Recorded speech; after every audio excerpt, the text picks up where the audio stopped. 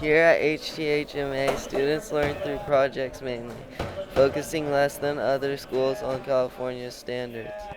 California ranks and rates schools based on their academic performance index, which is based on how well students do on standardized tests. HTHMA's API dropped in 2007 but has increased since then. Should the school put a greater emphasis on the California standards or spend less time on it and work through projects? So each of those records in there, there's like circles. If you look at the way that schools are currently rated by the state and national government, it's a really flawed system. It's kind of like if you look at someone's health and the only thing you look at is their weight and or their height. There's a lot of other variables that are important. So the state currently ranks and rates schools solely based upon 3 tests that are taken by freshmen, 7 tests that are taken by sophomores, and 4 tests that are taken by juniors. And that doesn't take into account what I think would be a better measure of the health or the success of a school, which is how many kids are graduating and going to college, and then how many of those kids that are going to college are graduating from college within 6 years.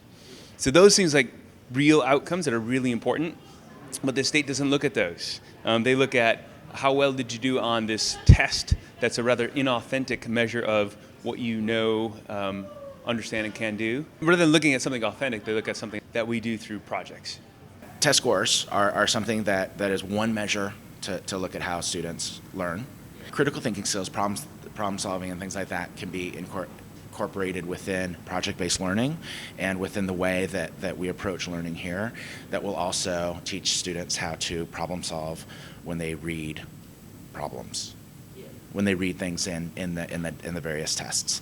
So I don't know that it changes how I teach as much as helps me understand that there is one piece that we look at and help our students understand how to, not only problem solve with the STAR test or things like that, but the SAT. I mean, tests are a part of life.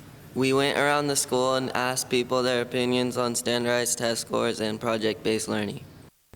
I don't think that project-based learning necessarily helps us on these tests because the tests are not very intellectual, they're very standardized, and I think that there's a big difference between these tests and project-based learning. I kind of just still do the projects that I have been doing, making sure that my students are prepared for other things, like making sure they're good readers, making sure they're good writers, which are critical skills that they'll have to face in college. So making sure that my projects address all of those needs.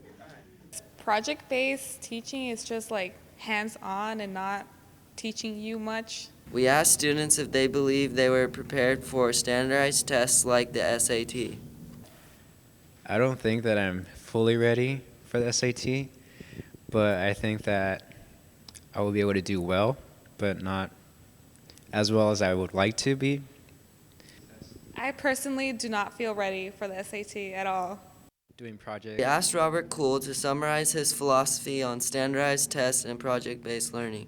A lot of people think that those tests are very important, and because they think they're very important, we should try to do our best on those tests without compromising real learning that we do through projects.